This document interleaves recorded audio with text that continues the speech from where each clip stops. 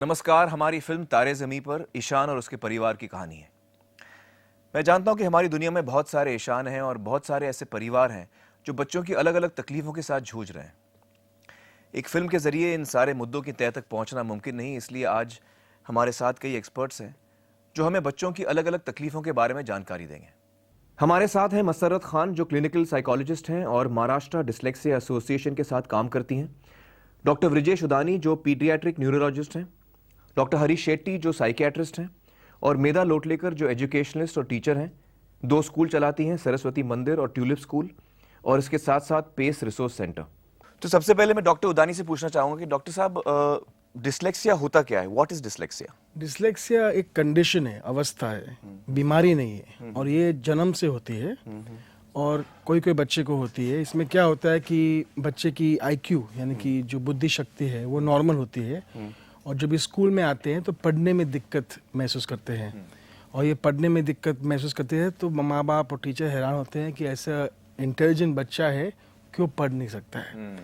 लेकिन ये जो पढ़ने की जो बीमार प्रॉब्लम है वो एक्चुअली हमारे ब्रेन के एबनॉर्मल वायरिंग से होती है और जन्म से होती है, और इसी को हम डिसलेक्सिया बोलते हैं। सो नॉर्मल इंटेलिजेंस जो अच्छा करना चाहिए नॉर्मली लेकिन करता है, मतलब बच्चा नॉर्मल है, हर हिसाब से इंटेलिजेंट बच्चा है, लेकिन अक्षरों को पहचानने में दिक्कत होती है, उनको उनके अल्फाज बनाने में या आवाज़ और अक्षर को समझने में एक साथ में दिक्कत होती है। इसके कॉमन सिम्टम्स क्या होते हैं? एक्चुअली अर्ली सिम्टम्स भी आइडेंटिफिकेशन भी हो सकता है। जैसे बच्चे लेट स्पीच, बहुत सारे बच्चे पेरेंट्स रिपोर्ट करते हैं क्या देर से बच्चा बोलने लगा है। फिर बहुत सारे पेरेंट्स रिपोर्ट करते हैं क्या उसको जैसे ग्रॉस मोटर मूवमेंट्स में तकलीफ है, जैसे थ्रोइंग, कैचिंग में, बॉल पकड़ने में या बॉल फेंकने में तकलीफ हो रही है, प्रॉब्लम हो रही है। वो जंप करते वक्त डरते हैं, थोड़ी सी हाइट से भी वो कूदते नहीं है। डिसलेक्सिक बच्चों को ये तकलीफें भी होती हैं या हो सकती हैं, नहीं भी हो सकती हैं? ये अर्ली इंडिकेशंस है। आप ये साइंस बच्चा स्कूल जाने के पहले भी ये देख सकते हैं। अच्छा। वार्निंग साइंस जैसे होते हैं, ऐसे 8-10 सिम्टम्स अगर साइंस आप देखते हो, जैसे उनको लेफ्ट और राइट की पहचान नहीं है। अच्छा। ओके, उनका ओरिएंटेशन जगह का नहीं है, टाइम ओरिएंटेशन नहीं है। अच्छा। और कोई भी चीज़ जहाँ पे पेपर, पेंसिल, बुक आता है उससे वो दूर भागते हैं। और जब वो बच्चा स्कूल में जाने लगता है तब दूसरे बच्चे ABCD आसानी से पढ़ लेते हैं, लेकिन माँ बाप को घर में उनको बहुत मेहनत करनी पड़ती है ताकि वो ABCD ठीक तरीके से सीख सके। नंबर सीक्वेंस में सीखना उनको तकलीफ होती है, नर्सरी राइम्स में प्रॉब्लम होते हैं।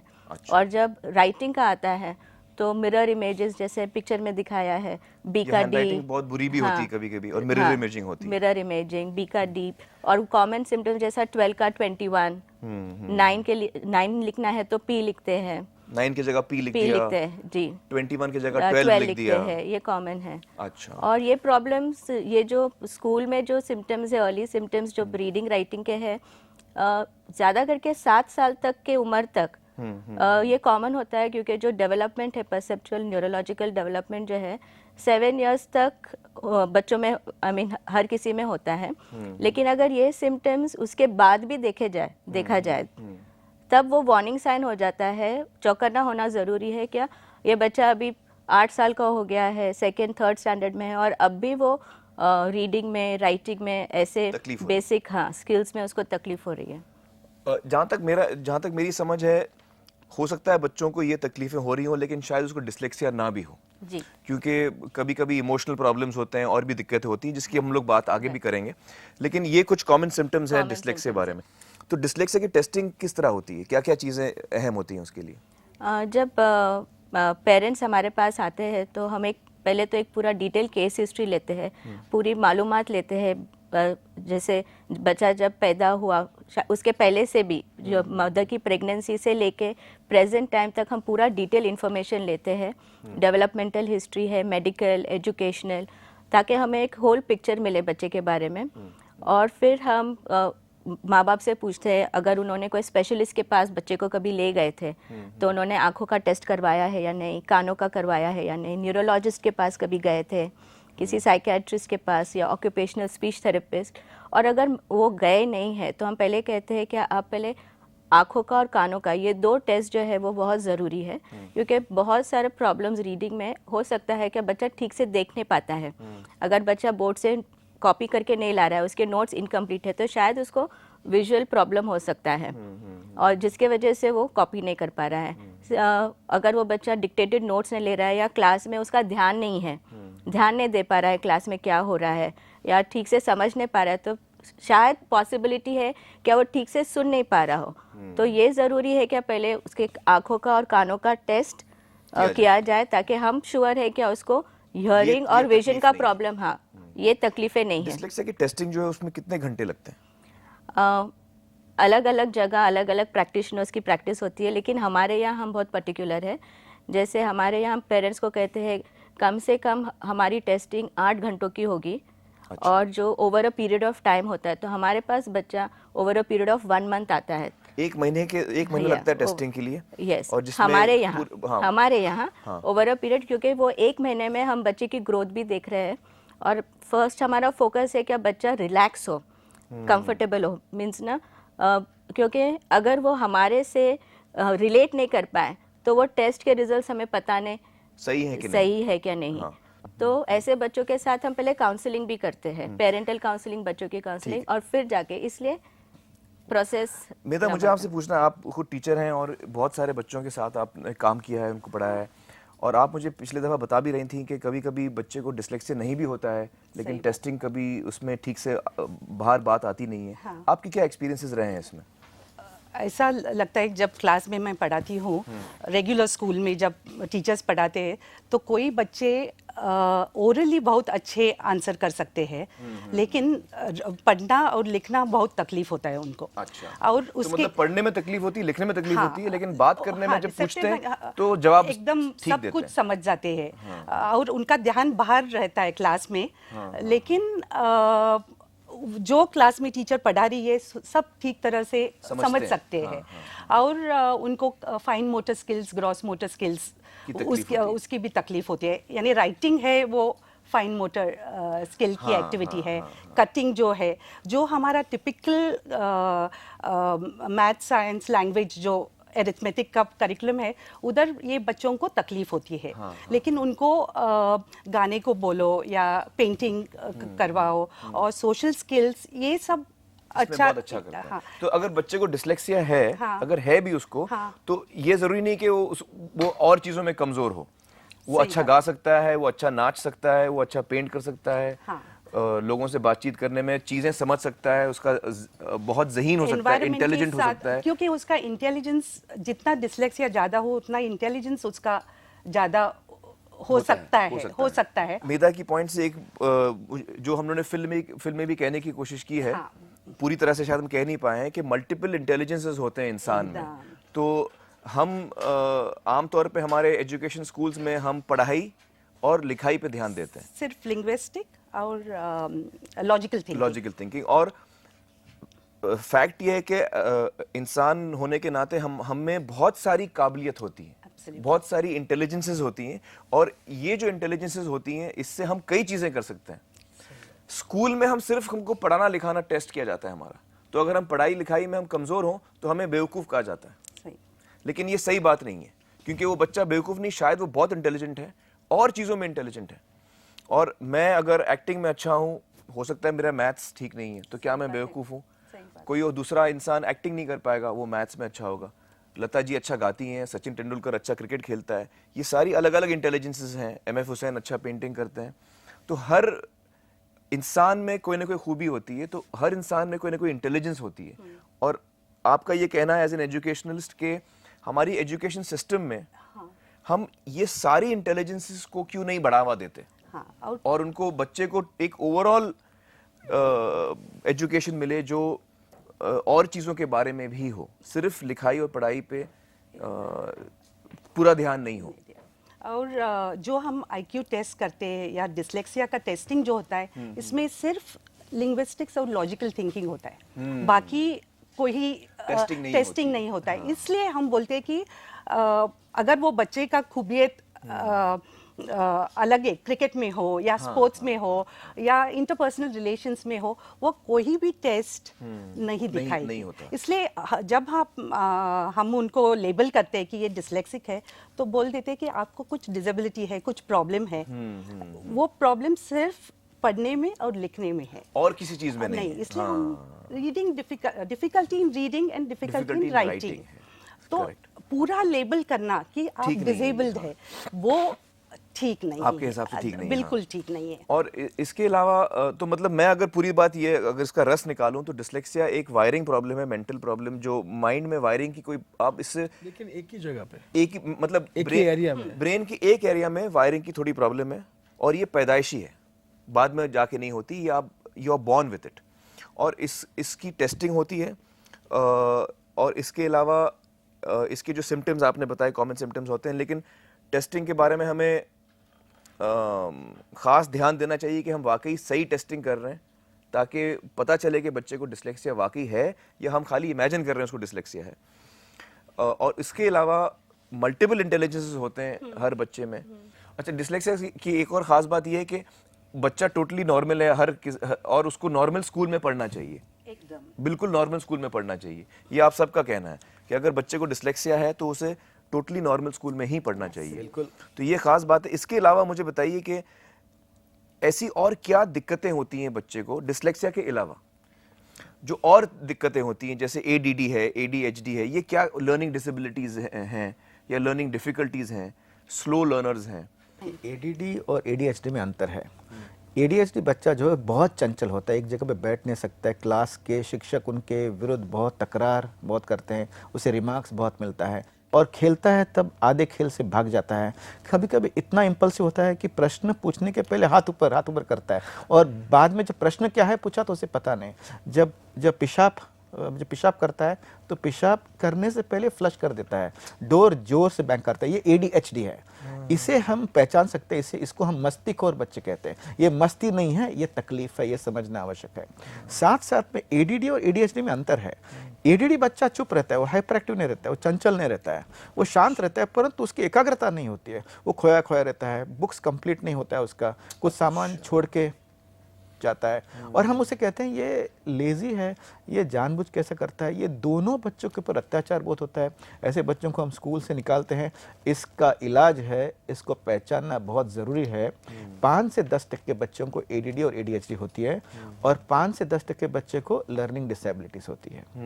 तो हाँ, आप कुछ अगर ये कोई भी प्रॉब्लम थोड़ी होती है पहली, और उसको जब हमने पहचाना नहीं तो वो ज़्यादा बढ़ती जाती है। तो इसलिए प्री स्कूल में ऐसे एक्टिविटीज़ रेगुलर करिकुलम में भी, जो मॉन्टेसरी मेथड है या फ्रॉबेल किंडरगार्टन मेथड है, उधर ऐसे एक्टिविटीज़ है जो ये बच्चों को ऑक्यूपाइड रखते हैं। कुछ करने से सिर्फ लिखने पढ़ने पर इम्पोर्टेंस देने से ये प्रॉब्लम ज्यादा बढ़ जाती है।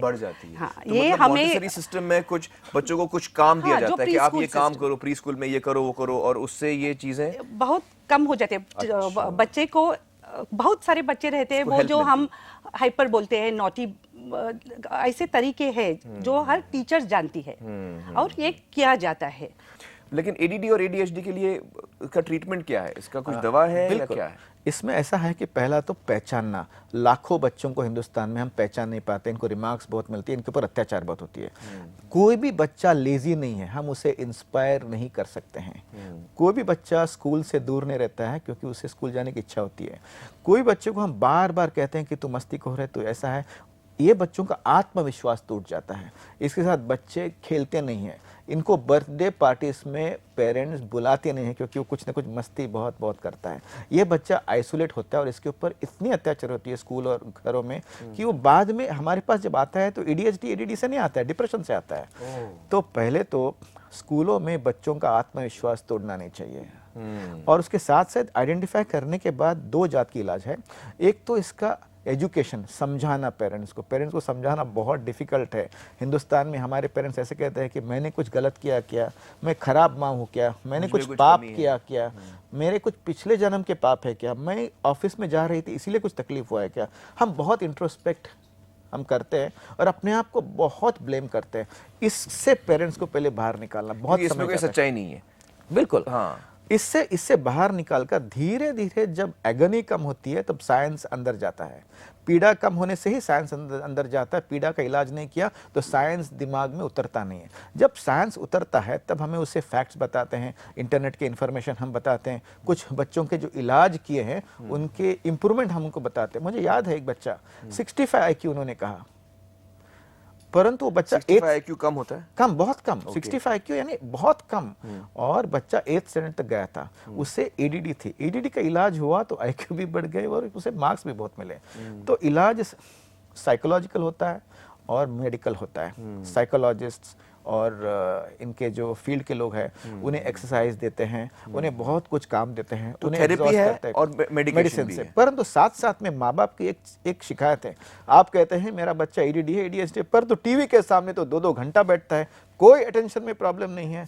तब हम उसे ये कहते हैं कि कभी कभी कुछ एरियाज में वो कंप्लीट अटेंशन दिखा पाता है। और ये टीचरों के लिए भी ये संकेत है कि पढ़ाई आपने यदि राम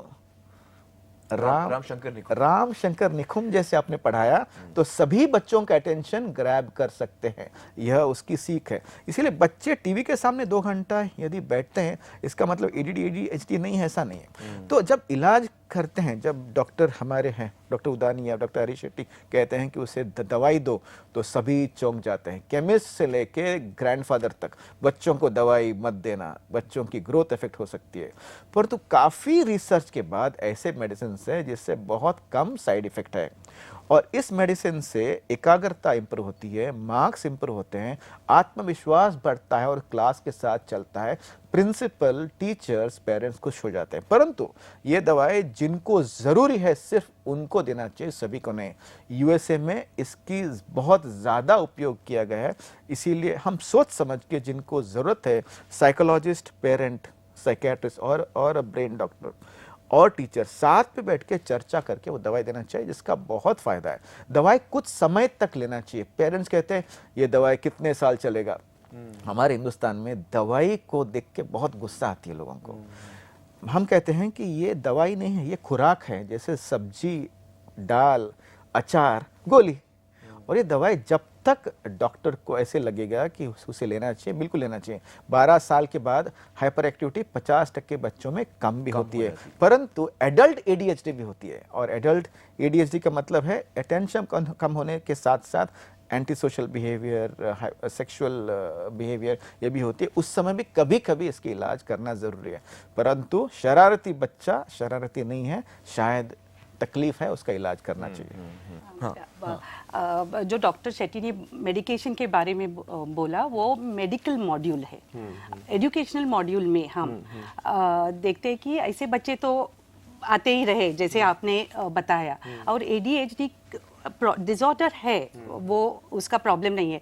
हमारे स्कूल में जो स्पेशल स्कूल मैं चलाती हूँ उधर जो बच्चे आते हैं वो रेगुलर स्कूल से ये ADHD है करके आते हैं, क्योंकि एक जगह पे नहीं बैठ सकते, सब फेंक देते हैं। ऐसे बच्चे स्कूल टीचर बोलती है कि डिस्ट्रैक्ट करते हैं, भाग जाते हैं स्कूल से, कूदने का धमकी देते हैं फर्स्ट फ्लोर या सेकंड फ्लोर। ये जो प्रॉब्लम जब बढ़ जाता है और जब ये हमारे पास आते हैं तो हम उन्हें बिना मेडिकेशन गुड टीचिंग स्ट्रैटेजीज जो है, और ऐसे बच्चे इतने सालों तक बच्चे ADHD थे, ये क्या नई कॉन्सेप्ट नहीं है।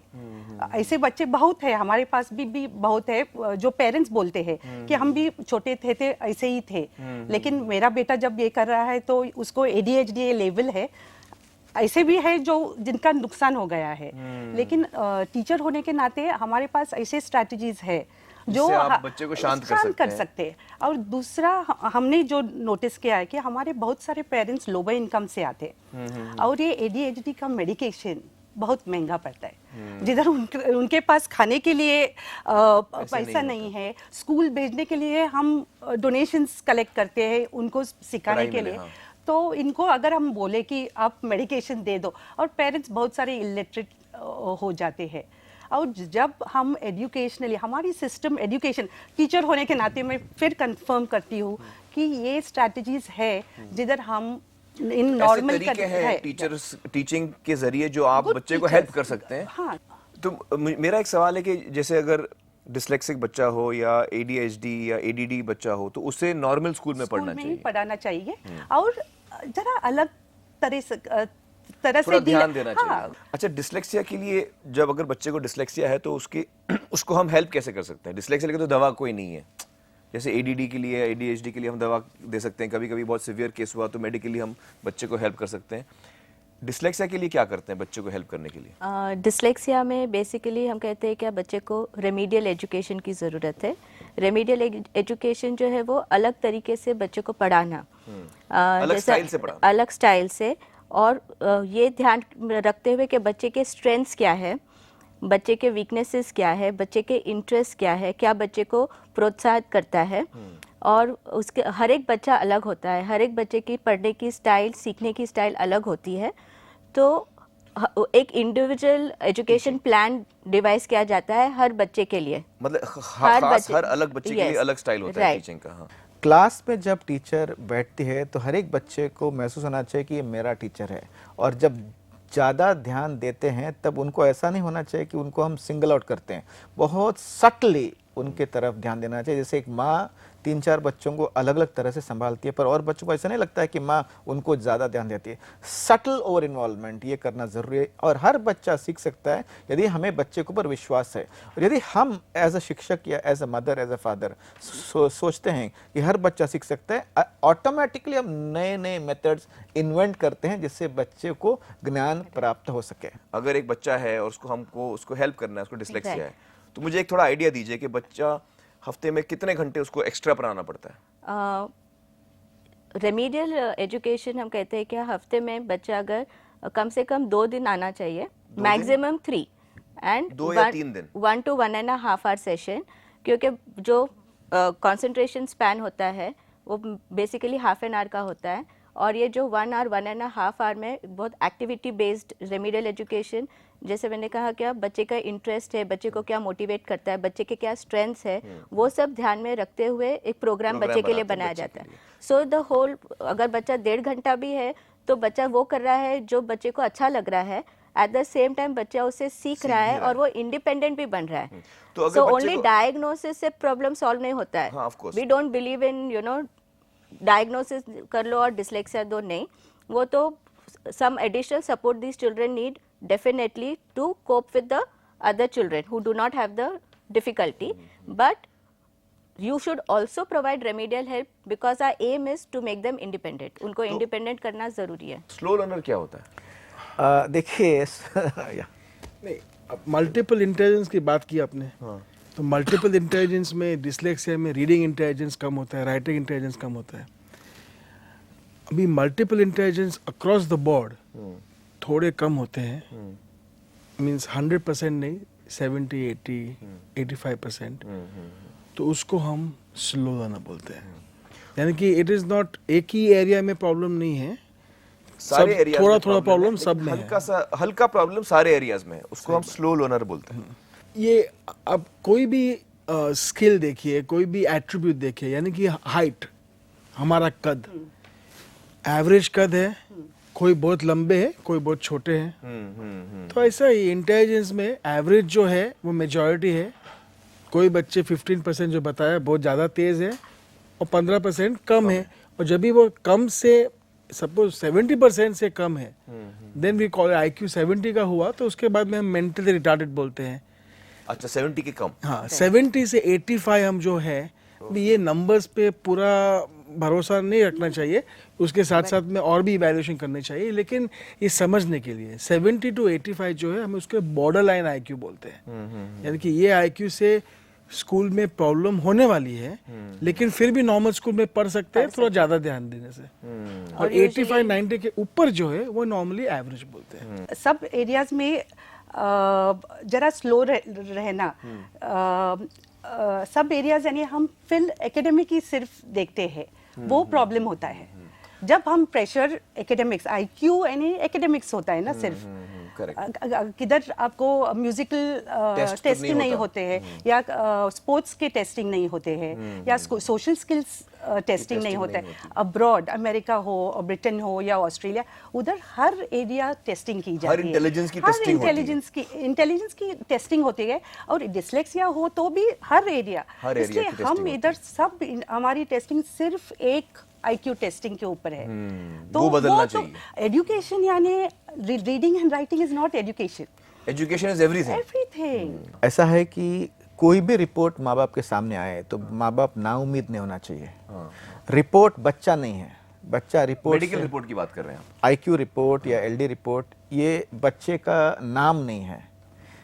बच्चा इससे भी बहुत कुछ बड़ा होता है, तो नाउम्मीद नहीं होना चाहिए। दूसरी बात, ADHD हो या ADD हो या LD हो, बच्चे यदि सोए कम, खेलकूद ना करे तो ये सब बहुत मैग्नीफाई हो जाता है, बहुत दिखता है।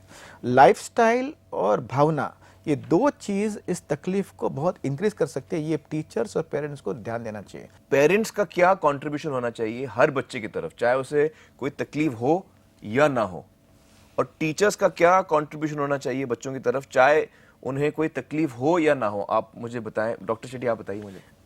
पेरेंट्स को आज के ग्लोबलाइज्ड युग में बोलना कम चाहिए, हंसना ज़्यादा चाहिए घर के अंदर। दूसरी बात, जब बच्चों से बात करते हैं तो 3 से 4 वाक्य से ज़्यादा बोलना नहीं चाहिए, पीछे पड़ना नहीं चाहिए।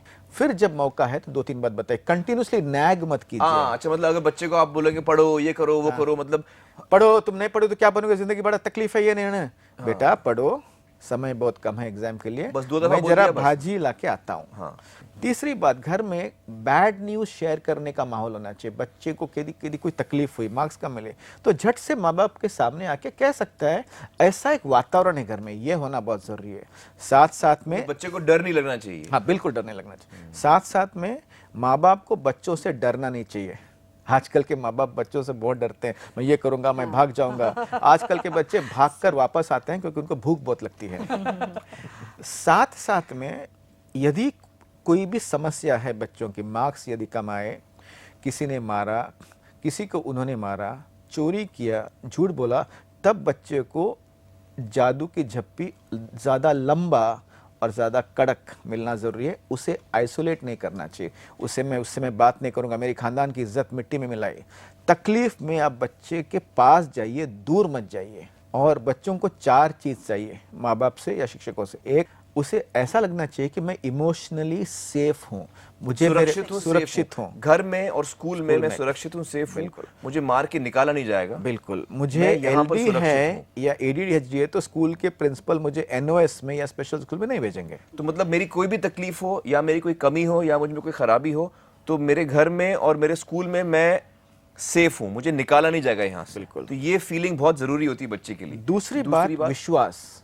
बच्चों को पर पूरा विश्वास करना, आंखें खोलकर, कि वो सच सच बताए और उसे लगे कि जो कुछ मुझे कहना है मैं खुलकर कह सकता हूँ। तो एक ऐसा एटमॉस्फेयर हो स्कूल में और घर में कि बच्चे को निडर होके वो अपनी चीजें बता सके स्कूल में, और झूठ बोलने की जरूरत ही नहीं पड़े। हाँ। तीसरी बात, आदर। जब हम बच्चों को एक सुपरवाइजर के सामने पेश करते हैं तो पुलिस स्टेशन का एटमॉस्फेयर होता है। जैसे पुलिस ऑफिसर और एक आरोपी, हम बच्चों को वहां बिठाकर, बच्चे ने कुछ भी किया तो उसका आदर, उसका रिस्पेक्ट कम नहीं होना चाहिए। तो मतलब बच्चे का जो रिस्पेक्ट है वो हमें कम नहीं करना चाहिए कभी। तो बच्चे को चाहे वो स्कूल में हो या घर में हो, उसको हमें रिस्पेक्ट पूरी देनी चाहिए, क्योंकि वो बच्चा है, उसको हम रिस्पेक्ट ना दें, उसको हम इंसल्ट करें, ऐसा नहीं होना चाहिए। और आखिरी, प्यार का असर उस समय होता है जब ये 3 बातें हैं। प्यार इज लाइक एन आइसक्रीम। खाना अच्छा हुआ तो आइसक्रीम अच्छा लगता है, नहीं तो आइसक्रीम नहीं अच्छा लगता है। तो मतलब आपके हिसाब से ये जो 4 चीजें हैं, उसमें जो 3 चीजें हैं ये बहुत जरूरी हैं, अहम जरूरत की चीजें हैं। हर पेरेंट जो है आजकल, ज्यादा से ज्यादा पेरेंट्स, हम अपने बच्चों को ये सिखा रहे हैं कि आप राइट फ्रॉम KG से पहले वो उसको हम सिखाना शुरू कर देते हैं कि बेटा तुमको फर्स्ट आना है, रेस में भी फर्स्ट आना है, स्कूल में भी फर्स्ट आना है, हर चीज में फर्स्ट आना है। हम उसके माइंड में ये बात भर देते हैं कि उसको हर चीज में, चाहे जैसे भी हो, उसको फर्स्ट आना है। बाय हुक और by crook he has to come first. ये उसके माइंड में इतनी बात बैठ जाती है कि वो जिंदगी में इसी तरह आगे बढ़ता है। और मुझे लगता है ये बहुत गलत सीख देते हैं हम बच्चे को।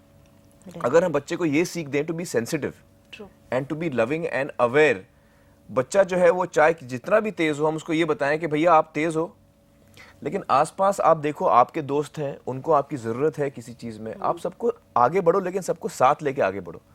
ये अगर हम सीख दें सेंसिटिव होने की बच्चे को, तो इससे बहुत फ़र्क पड़ेगा हमारी सोसाइटी में आगे चल के। कोई भी बोर्ड स्कूल का एसएससी हो, आईसीएसई हो या सीबीएसई हो, बच्चों के तालीम को पहचान नहीं सकता है। बच्चों का तालीम, बच्चों का जो टैलेंट है उस समय उभरता है जब माता पिता और शिक्षक उस पर पूरा विश्वास करें।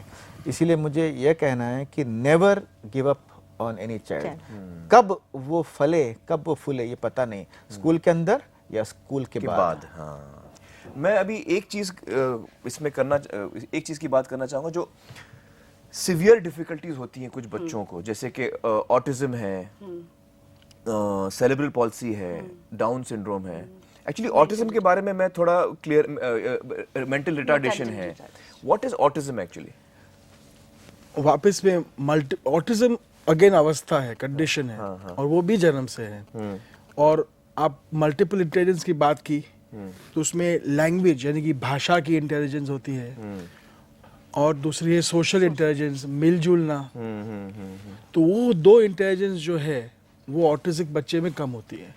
तो ऐसे बच्चे बोलते नहीं जल्दी, कम्युनिकेट नहीं कर पाते हैं, और ज़्यादातर जो सोशली मिक्स होना चाहिए वो नहीं करते, वो हो नहीं पाता है। अभी पूरा ऐसा नहीं कि पूरा नहीं होता है। कोई बच्चे बहुत माइल्डली अफेक्टेड होते हैं और पता भी नहीं चलता है कि ये थोड़ा अलग सा है, लेकिन वो बाद में पता चलता है। स्कूल में बराबर उसका परफॉर्मेंस अच्छा नहीं हो तो माइल्ड ऑटिज्म तभी पता चलता है, लेकिन ये मेन प्रॉब्लम है। तो ये ऐसे बच्चे, कम्युनिकेशन जो है, दो टाइप का कम्युनिकेशन है। आँख से बोलना तो ऑफ कोर्स, लेकिन आँख से कम्युनिकेशन, जेस्चर से कम्युनिकेशन, वो जो बॉडी लैंग्वेज जो बोलते हैं वो भी उनकी कम होती है। तो ये मेन प्रॉब्लम है ऑटिज्म में। डाउन सिंड्रोम क्या होता है? डाउन सिंड्रोम एक ये मेंटल रिटार्डेशन जो है ना, उसमें मैंने बताया कि आईक्यू, वो भी आईक्यू वापस, I don't want to get into controversy, 70 के नीचे जो होते हैं उनको हम बोलते हैं मेंटली चैलेंज्ड या मेंटली रिटार्डेड। उसमें बहुत सारे कॉजेज होते हैं। कोई कॉज है अनुवांशिक होते हैं, जेनेटिक। कोई कॉज जन्म के टाइम कोई तकलीफ हुई उसकी वजह से होता है, प्रेगनेंसी डिलीवरी के टाइम पे। अलग अलग कॉजेज है, बहुत सारे कॉजेज है। उसमें एक कॉज जो कॉमन है वो डाउन सिंड्रोम होता है, यानी वो अनुवांशिक है। उसमें हमारे एक्स्ट्रा क्रोमोसोम, यानी कि एक ज़्यादा क्रोमोसोम आ गया तो उसकी वजह से ये बच्चे मेंटली चैलेंज्ड होते हैं। और ऐसा नहीं है कि बहुत सीवियर, कभी कभी बहुत सीवियर होता है, लेकिन कभी भी माइल्ड भी हो सकता है। और जनरली ये बच्चे काफ़ी सोशल होते हैं, उनके साथ मैं कई बच्चों से मिला हूँ down syndrome, they are very loving, very loving and very happy, they interact very well. और सेरेब्रल पॉल्सी क्या होता है? सेरेब्रल पॉल्सी वापस समझने के लिए मल्टीपल इंटेलिजेंस पे जाइए।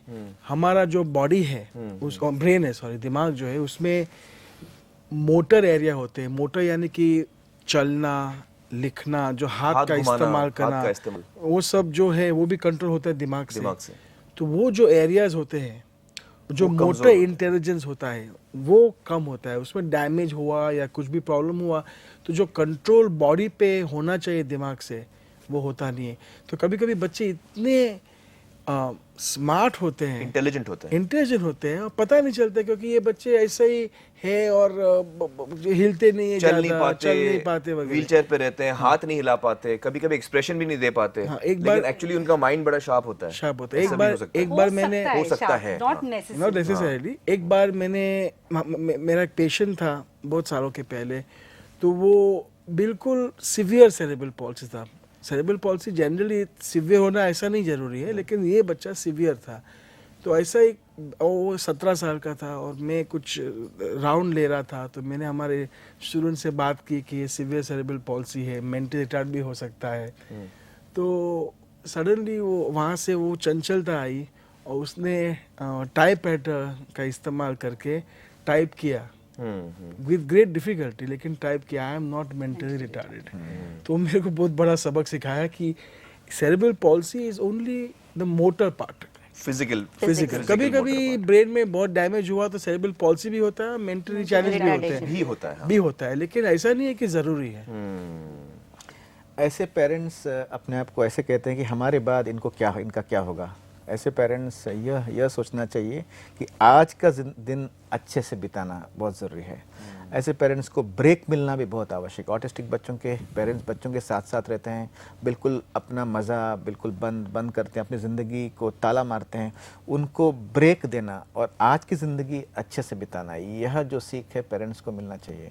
और इनके काफ़ी सपोर्ट ग्रुप्स है, इनके पास जाकर एक सेंस ऑफ जो बिलोंगिंग है यह मिलना आवश्यक है। और no shame and no blame, मैं इसके लिए जिम्मेदार नहीं हूँ, मुझे इसका कोई शर्म नहीं है, ये दो बातें समझना जरूरी है। मेरा इसमें आपको खास एक्सपीरियंस है, क्योंकि आप 2 स्कूल्स चलाती हैं जिसमें ऐसे बच्चे हैं जिनको काफ़ी ज़्यादा तकलीफें हैं। हाँ, हम बिलीव करते हैं कि सब बच्चे स्कूल में रहना चाहिए। हमारे स्कूल में जो बच्चे बहुत प्रॉब्लम्स है उनको, और उनको नॉर्मल स्कूल में नहीं कोई लेता ही नहीं, क्योंकि वो देख नहीं पाते हैं, सेरेब्रल पॉलिसी भी है, साथ में मेंटल रिटार्डेशन भी है बहुत। और पेरेंट्स को उनके साथ क्या करें मालूम नहीं है, पेरेंट्स को समझ में नहीं आता कि क्या करें हम।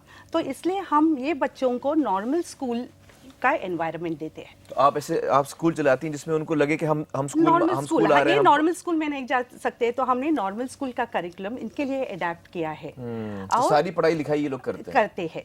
क्योंकि मैं आया था आपके स्कूल में, हाँ जरूर, आप आए थे। और डॉक्टर इन हर स्कूल वो 10th स्टैंडर्ड के एग्जाम भी देते हैं। हाँ, और हमने यही देखा है कि मेंटली रिटार्डेड जो बच्चों को कुछ कर नहीं पाते थे, सिर्फ वोकेशनल करते थे, अभी वो नेशनल ओपन स्कूल को में सीख रहे हैं। हमारे स्कूल में जब हम तारे ज़मीन पर कर रहे थे, तो पहले हमने सोचा था कि सिर्फ छोटे बच्चों को ही डांस सीक्वेंस में ले लेंगे। याद है तो सिर्फ 25 बच्चे आते थे प्रैक्टिस को ट्यूलिप स्कूल में। तो हमारे यहाँ एक लड़का है, बहुत सारे बच्चे, लेकिन एक लड़का है जो मेंटली रिटार्डेड, माइक्रोसेफली है, सेरेब्रल पॉलिसी है, लो विजन है, सुनता नहीं, आप नेम कीजिए, सब प्रॉब्लम है उसमें।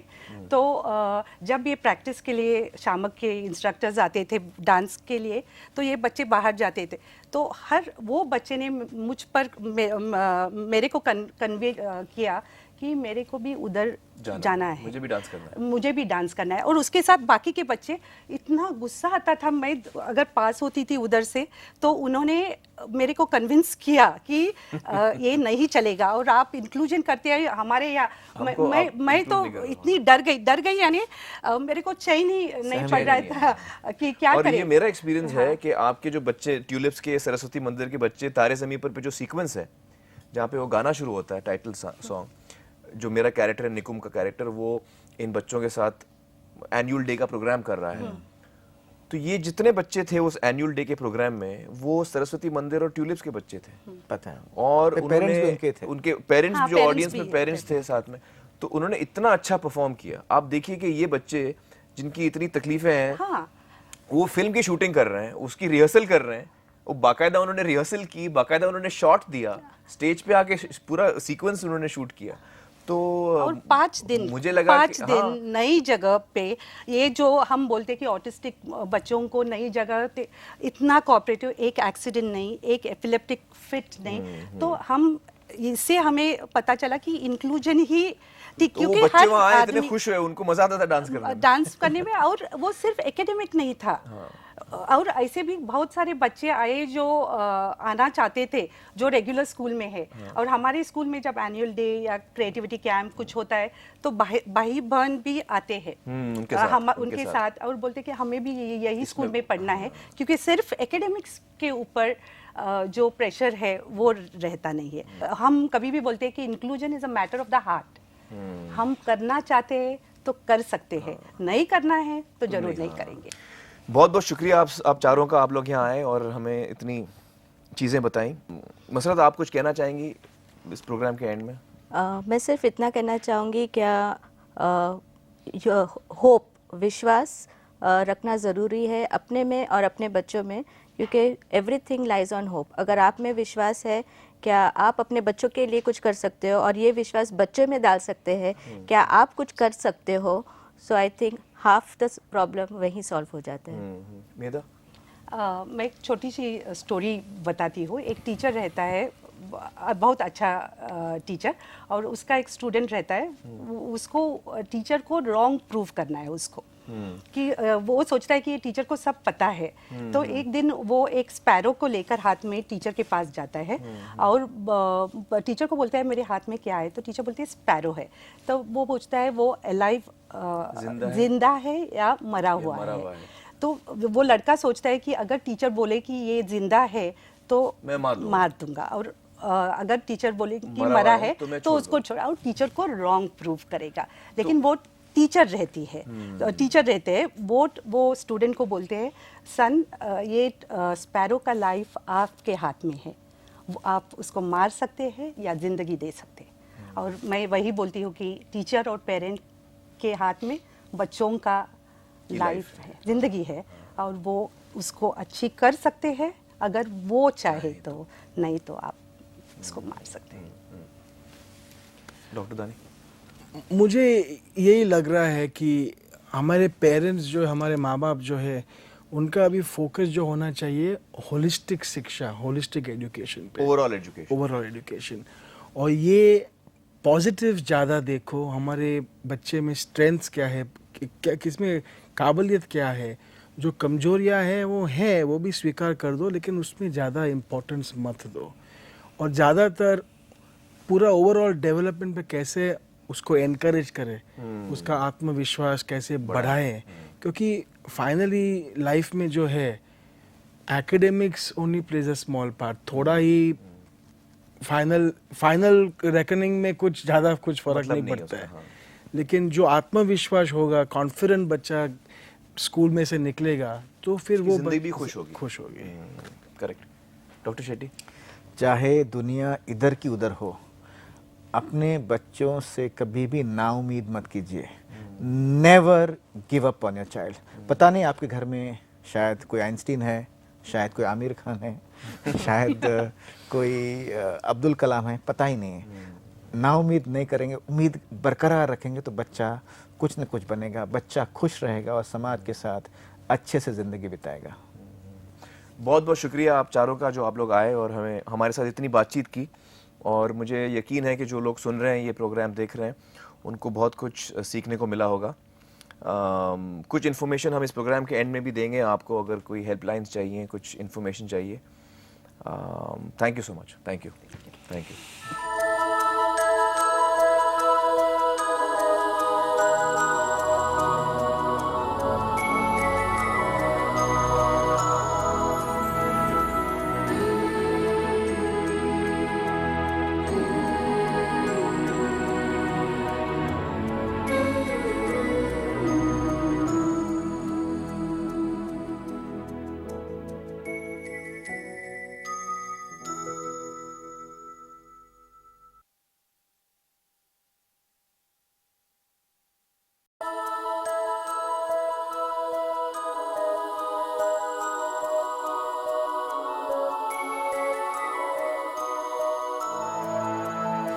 ये फिल्म है बचपन के बारे में।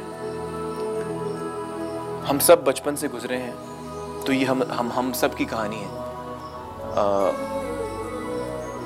ये फिल्म ये कहने की कोशिश कर रही है कि हर बच्चा खास होता है, हर बच्चे में कुछ न कुछ खासियत होती है, और उसी तरह हर बच्चे में कुछ न कुछ तकलीफ भी होती है, बड़ी या छोटी। इसकी शुरुआत ऐसे हुई कि अमोल मेरे पास आए और मैंने कहानी सुनी। टॉम एंड जेरी का बाप कौन? तो ये मुझे बहुत ही एक ऐसी कहानी लगी जो मुझे लगा ये बहुत ज़रूरी है लोगों को ये फिल्म देखें, और ये फिल्म बननी चाहिए, और ये फिल्म हिंदुस्तान के लोगों को देखनी चाहिए।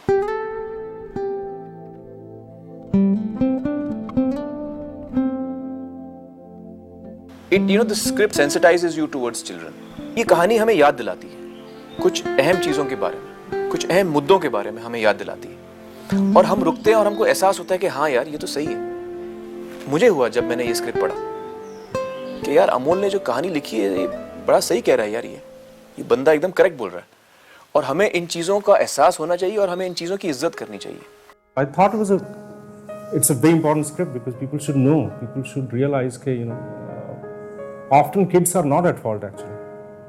We make them, it's our perception we can't go into their world, so we think they are wrong, you know, which is, I think, is a terrible thing. You know, a really funny thing happened when I first heard the story from Amol. He narrated it to me, and all I could think of was, I cannot let go of this script because it is simply the best script I have ever read.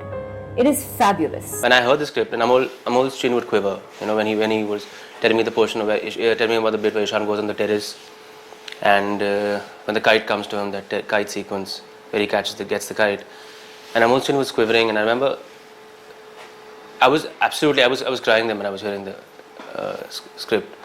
There was also a lot because of the way Amol narrated it, but I was completely blown by the script. Ishan Nand Kishore Awasthi. जब film की casting शुरू हुई तो इस film का जो main casting थी इस फिल्म की, वो बच्चे की थी, क्योंकि कहानी बच्चे के इर्द गिर्द घूमती है, तो बच्चे का जो रोल है बड़ा इम्पॉर्टेंट है और लिहाजा उसकी कास्टिंग बड़ी इम्पॉर्टेंट थी। और अमोल और मैंने डिस्कस किया था कि यार ये फिल्म हम तभी बना सकते हैं जब हमें एक ऐसा बच्चा मिले जो ईशान का रोल निभा सके। जब तक वो सही बच्चा हमें नहीं मिले, हम ये फिल्म ही बना नहीं सकते। I would like your attention. Ishan Rao, I am talking to you, Ishan Rao. Ishan! What is this? Where are you looking? Where's your attention? Turn it to page 38, chapter 4, para 3. मुझे याद है कि दरशील का जब मैंने test देखा, Page 38.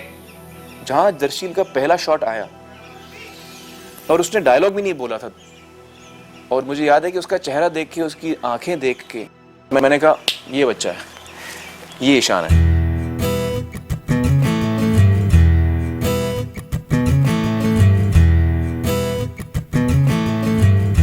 It started like I was in Shamak Dawar's camp, and in that Amol uncle and Amar uncle were finding for a kid, so they were finding them, and they came to our show once. They saw my show, and they said that this guy is good, so let's take him for auditions. So they took me for auditions yearly, and they decided that it's me, and then I got selected, and the shooting started like that. Actually ये film शुरुआत में मैं direct नहीं कर रहा था, अमोल इस film के डायरेक्टर थे, लेकिन एक हफ्ते की शूटिंग के बाद अमोल और मैंने डिस्कस किया इस बात को, और वी हैड सम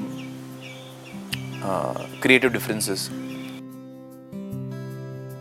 अमोल को लगा कि फिर उसको स्क्रिप्ट लेके वो किसी और के साथ बनाए, उससे बेहतर है कि मैं प्रोड्यूस करूं और एक्ट करूं और कोई और डायरेक्ट करे। ये डिसीजन मैंने अमोल पे छोड़ा, क्योंकि कहानी उसकी है, फिल्म उसकी है, 5-6 साल से उसने मेहनत की है इस स्क्रिप्ट पे। उसके बाद हमने डिस्कस भी किया अमोल और मैंने, as writer, Amol as writer and me as producer, कि किसे डायरेक्ट करना चाहिए। हमें लगा कि और कोई नया इंसान, नया डायरेक्टर इस फिल्म में आएगा, इस प्रोजेक्ट में आएगा, तो उसे बड़ा वक्त लगेगा सब्जेक्ट को समझने में, फिल्म को समझने में, और जाहिर है हमारी शूटिंग 6-8 महीना आगे हो जाएगी।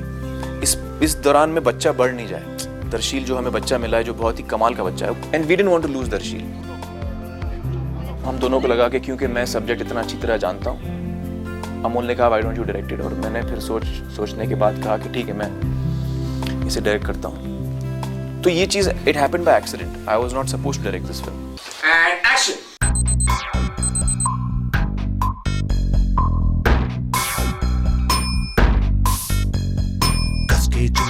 के बेल्ट हाउस के अंदर अपनी शर्ट, मंजिल को चली सवारी, कंधों पे जिम्मेदारी।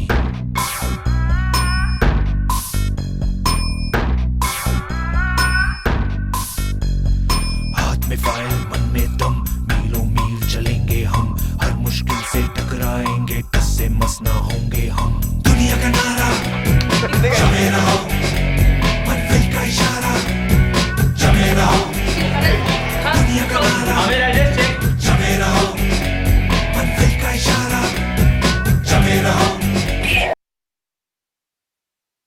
जो कहानी अमोल ने लिखी है, जो मुझे इतनी पसंद आई, और अमोल ने इतनी अच्छी कहानी लिखी है, मेरी ये कोशिश रहेगी कि मैं एज एक्यूरेटली एज पॉसिबल मैं उस कहानी को पर्दे पे लाऊं। तो मैंने जो मेन टीम है, कैमरामैन, साउंड रिकॉर्डिस्ट और आर्ट डायरेक्टर और गैफर, जो मेन टीम थी हमारी फर्स्ट एडी, हम लोग सेट पे गए। मैं चाह रहा था कि मेंटली मैं उस लोकेशन को समझूं और उस नज़रिए से देखूं कि अब मुझे इस लोकेशन का इस्तेमाल करना है और किस तरह यहाँ पे सीन्स होंगे। तो अभी तेरा फर्स्ट शॉट है ये, सेकंड शॉट है ईशान्स look which goes on right up till him gazily in fact I would say it goes on up till wow wow wow wow wow reaction of dogs रखा और भागा, correct? That's the second shot and third shot is from here, from him sitting down till his exit. तो पहले 2 दिन मैंने सिर्फ breakdowns किए, short breakdowns, blocking scenes के ब्लॉकिंग्स किए और मैं थोड़ा समझने की कोशिश कर रहा था कि I was trying to feel the script, I was trying to feel my way. TT अंधेरे में है, इसी शॉट का बिगनिंग है, टीटी सॉरी तू समझ में क्या बोल रहा है? टीटी लाइट मैन, पहले light then man.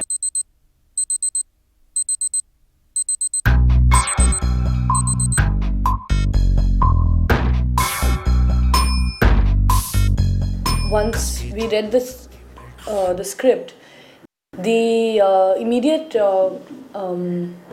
fact that comes home, even when you read it on paper, is that it's extremely, it plays out in a way that's extremely natural as a narrative. It doesn't at any point feel like this has been constructed for drama or constructed for a moment. And so the film takes place in very real time and space, and it was important to build a milieu that was believable, to have children and people that were believable and weren't actors playing their parts and weren't spaces that kind of were trying to hide the fact that they were not a real space but were actually constructed for the convenience of a camera. एक दरवाजा आए बीच में dining table है, मैं ये समझ गया। And we should cut in so the dodging of the furniture you might get it this also. He goes this way, then he goes around. एक थोड़ा चलो हाथ को धो लो और बैग बेडरूम में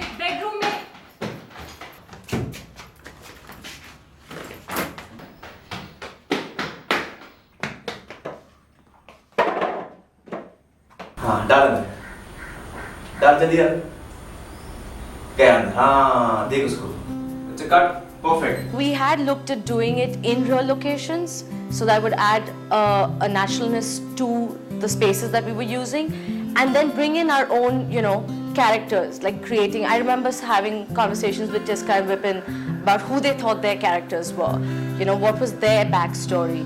So we actually did go into a little bit of characterization of each of the characters of the family, and that's how we designed the house, for instance. The schools, obviously, we knew that the Bombay school, in a sense, had to be oppressive. So we were already looking at locations which gave you the heaviness of being in a metropolitan school. So it was all very natural, and everything that we art directed towards was to bring in a reality which was what you see every day in your life. So setting is cool on this, there's a lamp on the side, is this, I'm going to see this there. So table, lamp, books and watch and ये करके जाएगा same. मुझे हाँ correct. और मुझे background दिखेगा. A lot of the way it would look came from references of everyday life. It was not as if I had to go to a specific place and see what the light looks like. It was a light which was in my life, in yours, and anybody else's house.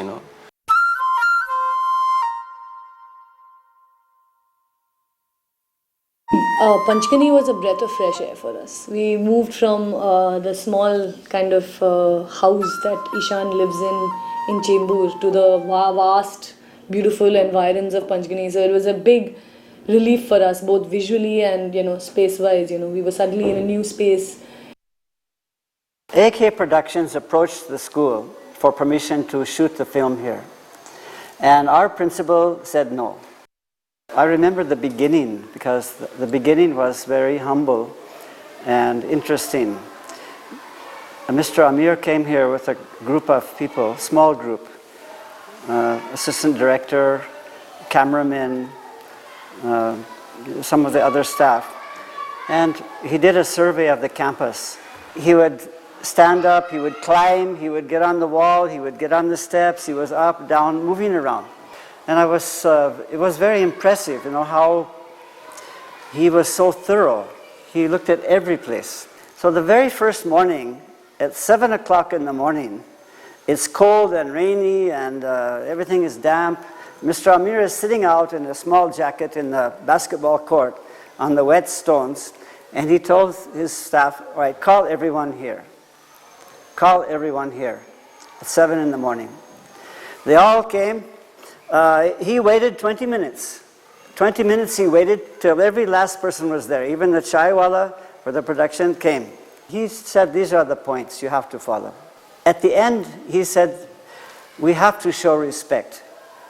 We have to show respect. And anyone who cannot do this, then sorry, you're out. And I think we were again inordinately lucky to get New Era School to work with, because as schools go, I think they're really up there with the best in terms of facilities, in terms of their attitude and approach.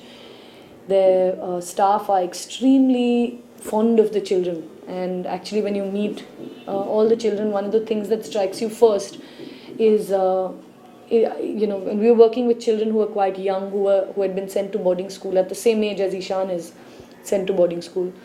What strikes you immediately is how happy the kids are being there. And I think that is the greatest statement one can make about New Era, is that their children are extremely happy there.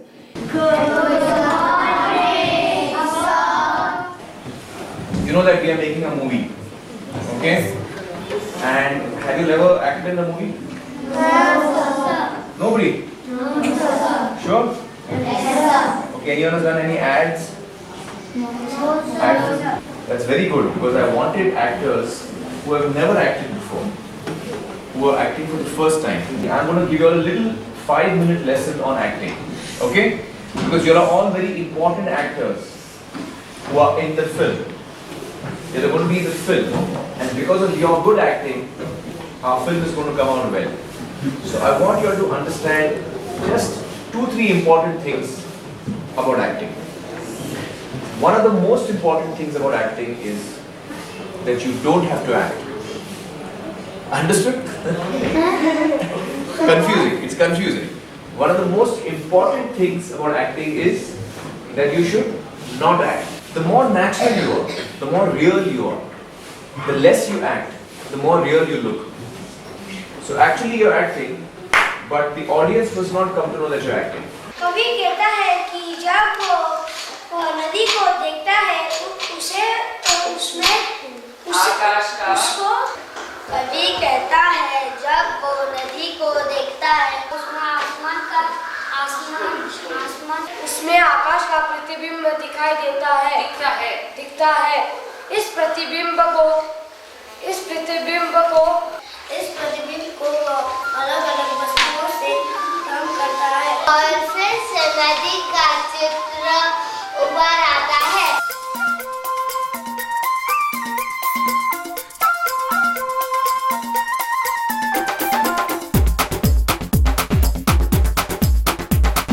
देखो देखो क्या वो पेड़ है, चादर ओढ़े या खड़ा पेड़।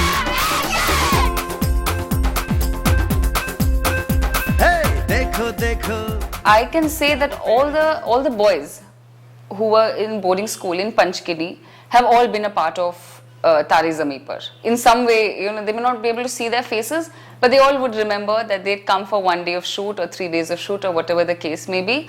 And we were taking care to ensure that they were not, sitting idle. They were always doing something or the other, like, going to some picnic spot or, watching a DVD. So they were always occupied with something or the other when they were not shooting or when they were in between scenes. And, they were not just, whiling away and doing nothing. The way he went about organizing the whole thing, so systematically with the crew, with the children with everything, with the food, with the coming and going of day scholars. You know, there was so much, the nitty-gritties he went to, you know, the minute details that he took care of was excellent. And we never had a moment where we felt that, why is the shooting taking place? I wish we had not, you know, agreed to this kind of contract, but it was amazing the way everything flowed so smoothly and beautifully.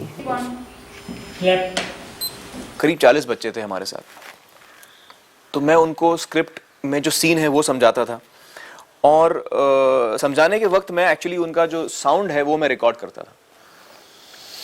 तो we had a sound reference for how they are reacting for the first time, and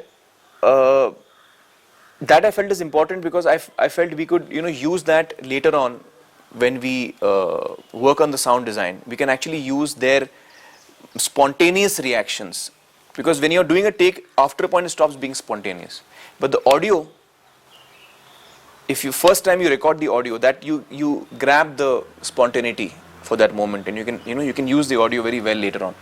Here there were children, you know, in the foreground, part of action, part of background, you know, and there were huge scenes where we'd have children that we'd literally have to get from practically from other schools as well to kind of, you know, fill up the grounds, because we were working during the holidays.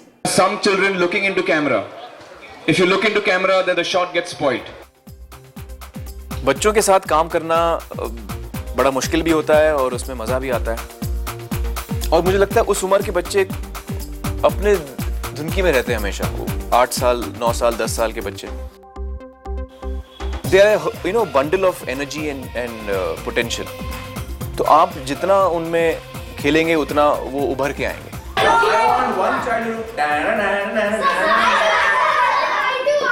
अक्सर मैं अलग अलग बच्चों को जाके बोलता था कि इस सीन में ये हो रहा है, तुम जानते हो सीन में क्या हो रहा है, लेकिन मैं चाहता हूँ कि तुम ये चीज़ करो. और वो मैं अलग से उस बच्चे को कहता था कि तुम इस वक्त ये करना, जब ईशान ऐसे करे तुम पीछे से मुस्कुराना. लेकिन और बच्चों को मैं नहीं कह रहा हूँ, तुम ही सिर्फ ये करना. When I say Ishan, you all should not suddenly stop and look at me. You all should continue talking and discussing with your partners. Did you see that? Can you also write ulta? Can you ऐसे कुछ discussion शुरू करो अपने बीच में? Got it? So I don't want a static shot. क्या होता है जब मैं ईशान होता हूँ सब लोग drawing ऐसे हो जाते हैं. I don't want that. When I say Ishan, there are light up karo. You know, you all should talk to your partner and say, did you see it before you do? Sir, you can let's try. Come on, let's try. Then I want to try. Okay? ऐसे कुछ करो. Huh? Point to the board. Point to the board. No, point to the board and say, wow, did you see that? No. These kids, you know, couldn't be bothered. They would stand up in the middle of the shot and be, you know, scratching their head and looking the other way, looking out the window. Sometimes they would just get up and walk around. So that actually worked very well for us, because that's the kind of environment we wanted in the class. बच्चे जानते हैं मैं कौन हूँ. बहुत सारे बच्चों ने मेरी फिल्में देखी हैं, तो जाहिर है वो मुझे चाहते हैं, मुझे पसंद करते हैं. तो वो एक अलग एक्साइटमेंट था उनके लिए. मेरे साथ इतने दिन वो एक साथ रहे, और वो एक्साइटमेंट उनकी इतनी होती थी कि वो हर चीज़ में वो मुझसे कुछ ना कुछ बोलना चाहते थे, बात करना चाहते थे. और उनके लिए एक खेल हो गया था. उनके लिए एक्साइटिंग होता था कि यार आमिर अंकल को हम ये पूछेंगे, वो पूछेंगे. मुझे कहते थे वो बच्चा ये कर रहा है, वो मुझसे ये कर रहा है, ये कह रहा है. वो कंप्लेन करते थे, एक दूसरे से लड़ते थे. तो हर चीज़ में वो मुझे इन्वॉल्व करना चाहते थे. तो कभी कभी वो मेरे लिए मुश्किल हो जाता था कि मैं इतनी चीज़ें कर रहा हूँ और इस वक्त ये बच्चे मुझे इतना डिस्टर्ब कर रहे हैं. He got once angry because we all were quarreling with each other, and he went in the room and he locked himself. एक वक्त एक मोमेंट ऐसा आया था जब हम लोग शूटिंग कर रहे थे. ये गाना था शायद जो मेरा गाना है फिल्म के अंदर, पहला गाना. ऐसी रंगों भरी अपनी दुनिया है क्यों, सोचो ना. मैं उनसे बात कर रहा हूँ दुनिया के बारे में, रंगों के बारे में, ऊपर वाले के बारे में. तो वो सारे बच्चे जो हैं वो मेरे बहुत नज़दीक बैठे हैं. वो कुछ ज़्यादा ही मुझे उस दिन तंग कर रहे थे बच्चे. तो मैंने शॉट छोड़ के मैं उठ के मैं अंदर वाले कमरे में जाके बैठ गया. मैंने बोला आप लोग इतना मुझे तंग कर रहे हो और आप लोगों को मतलब मुझे हेल्प बिल्कुल नहीं कर रहे हो आप लोग, मुझे सपोर्ट बिल्कुल नहीं कर रहे हो इस वक्त, और आप लोग इतनी शैतानी कर रहे हो आप लोग कि मैं बहुत हर्ट हूँ और मुझे आपके साथ शॉट नहीं करना है। मैं जाके अलग जाके बैठ गया और सब बच्चे एकदम पहले रुके, उनको लगा क्या हुआ है, उनको लगा आमिर अंकल बहुत अपसेट हो गए। फिर धीरे धीरे वो आए और मुझे रिक्वेस्ट किया प्लीज़ अब आइए, हम लोग अभी ऐसा नहीं करेंगे, हम लोग शैतानी नहीं करेंगे, हम आपको हेल्प करेंगे, हम सपोर्ट करेंगे। He locked and he sat inside and we told sorry, then he came out, then we started our dance. But why did you make him angry? Miss, because we were not behaving. We were very lucky because Amir was very, very good with the kids. And he kind of, right at the beginning, he became sort of a leader of their gang. And the class was part of his club. You know, they kind of would respond to him like, again, like, you know, with part hero worship and part as a friend, you know. And the other thing is Amir is the kind of person who automatically on a set, you know, makes people feel comfortable in his presence and he feels great because he's grown up in the film industry and worked as an assistant himself. He sort of still has a kind of comradeship and a sort of very equal relationship with people on set. So working on set with him is always a pleasure. Are we ready, guys? Shooting में patience की बड़ी ज़रूरत होती है। Shot ready होता है, फिर उसमें लाइटिंग होती है, पहले शॉट रिहर्स करते हैं, लाइटिंग के बाद हम वापस आते हैं, फिर बच्चों के साथ रिहर्स करते हैं और फिर हम शॉट लेते हैं, तो उसमें वक्त काफ़ी जाता है। तो उनका अटेंशन स्पैन बच्चों का कम होता है। 5 मिनट के बाद उनका ध्यान किसी और चीज़ पे चला जाता है। The trick was to keep them entertained while we are doing our work and we to have, मतलब our AD department was very good in that. तो बच्चों को हम तभी सेट पे लाते थे जब हम टोटली तैयार हों। हमारी कोशिश ये रहती थी कि हम उनको लास्ट मिनट सेट पे बुलाएं, तब जब सब चीज़ तैयार हो जाए। और शॉट से बिल्कुल पहले मैं उनको रिहर्स करके एकदम गर्म करता था शॉट के लिए, और फिर हम इमीडिएटली टेक पे जाते थे। One shot was for sleeping. Yeah. Actually, we had to sleep in that shot, and that guy Darshil had to shoot. Like he was weak in studies, he had to say everything from the book weekly, and we had to go to sleep. Suddenly, it kept going on cut, and we went to sleep there. We didn't come back only. I was little bored first as we went for shoot because always cut, take. So I felt sometimes, you know, just you sit there and then as you do one movement also cut. One movement cut. And afterwards I felt okay, it's worth waiting. Dhare, gare, gama pasa.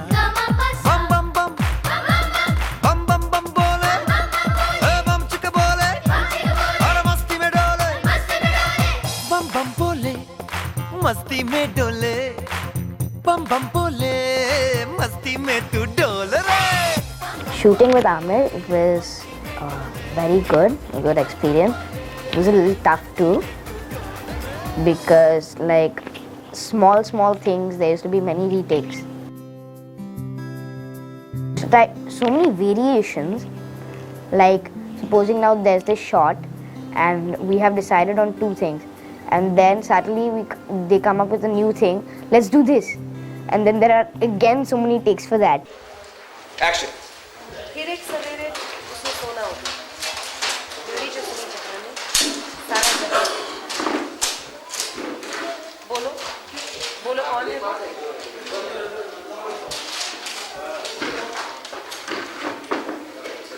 Albert Einstein.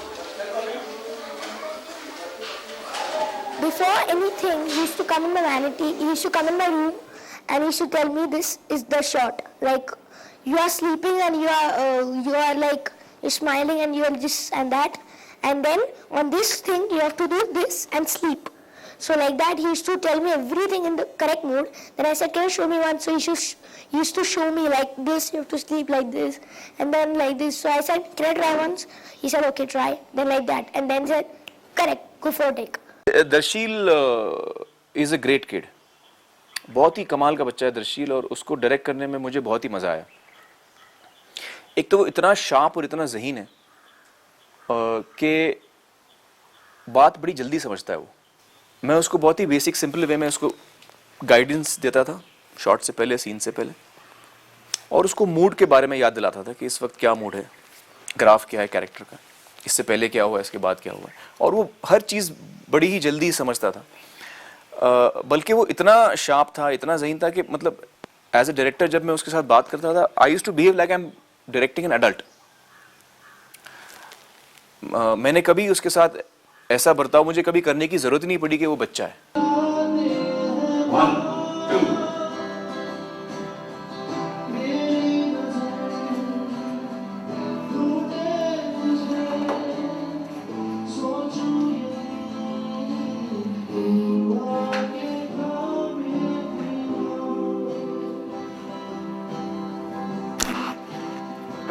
Darshil had a lot of trouble with crying.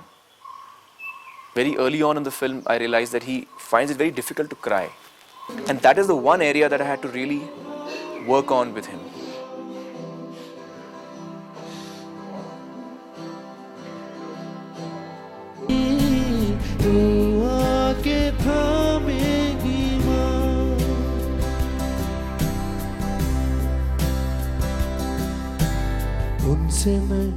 There used to be times when I used to get impatient with him because I would expect him. I mean, he's just 9 years old. I mean, when we were shooting the film, so there used to be times when I used to get impatient with him when he used to make a mistake. फिर मुझे याद दिलाना पड़ता था अपने आप को कि यार ये सिर्फ आमिर तुम 8-9 साल के बच्चे से बात कर रहे हो, थोड़ा तो उसे वक्त दो मतलब। बट ये क्योंकि वो इतना शार्प था, even I got into that mode of treating him as an equal, if I can say that. I mean, I have to say that amongst all the actors that I've seen working and who I've worked with or I've seen on screen, he's probably among the best, easily among the best actors that I've worked with, and the performance that he's given in this film is absolutely outstanding.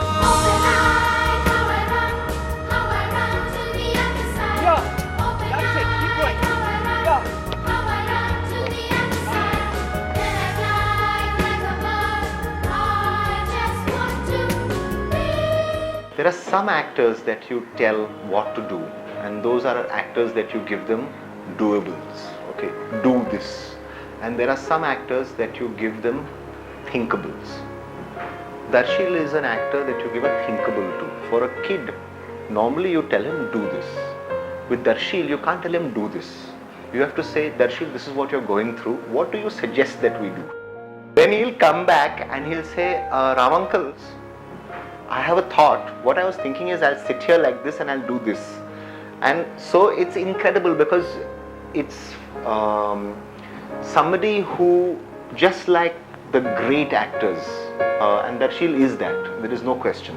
For him to understand, oh, this is what the shot is about, or this is what actually where the director is going in terms of his thinking, and now I'm going to aid that thinking and I'm going to better it and I'm going to suggest something. And then to have the talent and the ability to do all of that in a throwaway manner, in a natural kind of way. खास बात यह है कि अपनी जिंदगी में दर्शील जिस किस्म का इंसान है वो ईशान से काफी हटके है। तो ऐसा नहीं है कि वो ईशान जिस किस्म का किरदार है वो दर्शील उसी टाइप का अपनी रियल लाइफ में भी ऐसा ही है, तो उसको एक्टिंग ज्यादा नहीं करनी पड़ी। नहीं, दर्शील तो टोटली अलग किस्म का बच्चा है। वो बहुत ही extremely naughty and extremely energetic and a lot of the scenes which required Ishan to be low and depressed, Darshil is not depressed from any angle, so he but because he's such a good actor, he could really slip into Ishan. See, Ishan has problem in reading, I read properly. Ishan has problem in writing, I write properly. Ishan in studies, he's naughty, so I'm not naughty. That I'm naughty. I'm not saying I'm not that. I'm not naughty in studies. Like I study, and don't look at me like this, yeah. It was quite fascinating to watch the kind of transformation that takes place every time a camera comes on when Darshil is around, and the way he takes instruction as an actor. I mean, I think absolute grasp he has on craft is something that's beyond his years.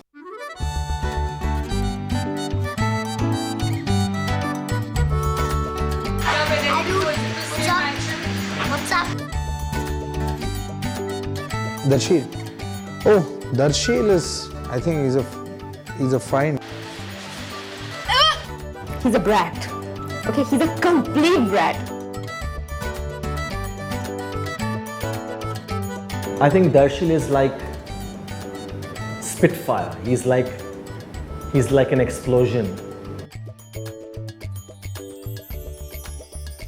He was a brat.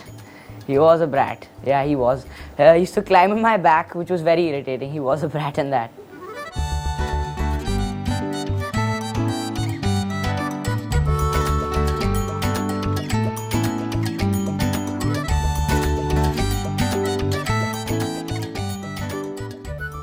Darshil is a cute, naughty, weird guy. Yeah, that's what I describe him as. He's versatile.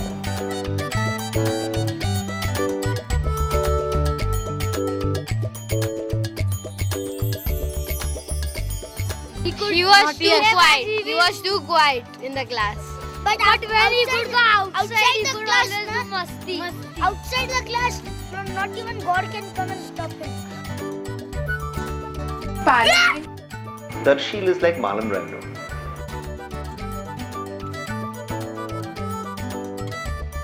He just he's there, you know.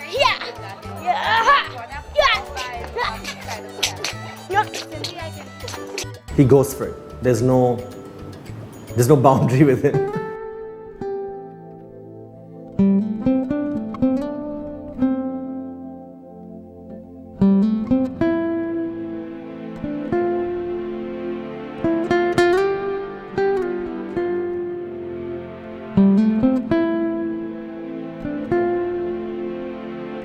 Amir and Darshil were sort of co-conspirators in this big adventure. You know, they became the greatest of friends, which was very, very beneficial to both on camera and off, because Darshil, you know, sort of trusted Amir greatly in his acting. You know, when he was doing a scene, and even off camera, and when he was not acting, he would treat Amir like his friend and someone who he would want to hang with even otherwise, you know. So they had a rapport which was kind of deep and one of great respect as well as great fondness. Our 60 primary boys who participated in this film, what did they get out of this?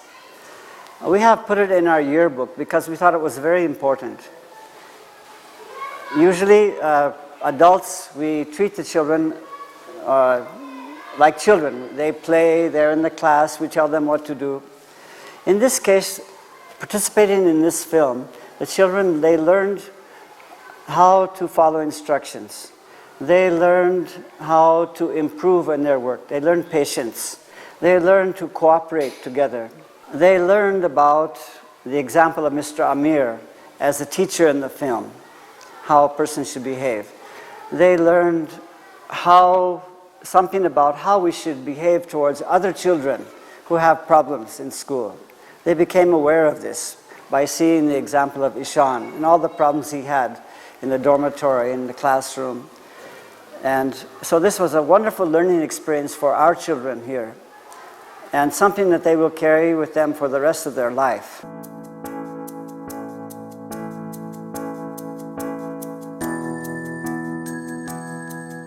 बच्चों के साथ आपको उनका दिल जीतना होता है.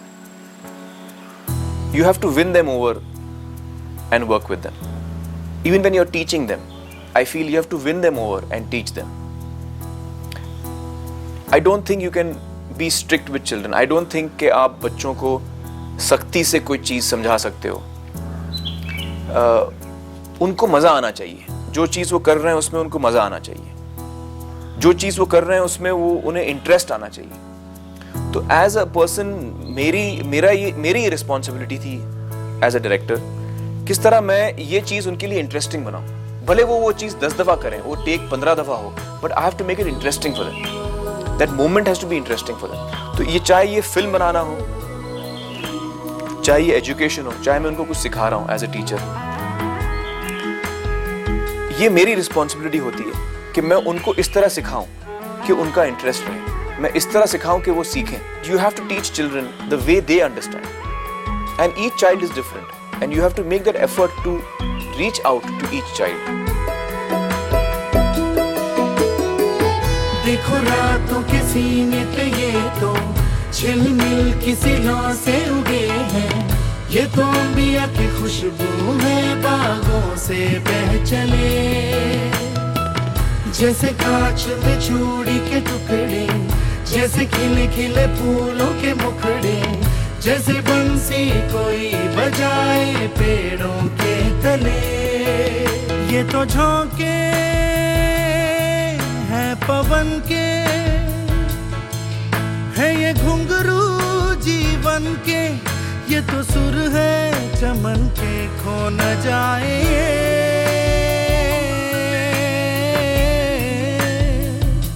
तारे जमीन पर.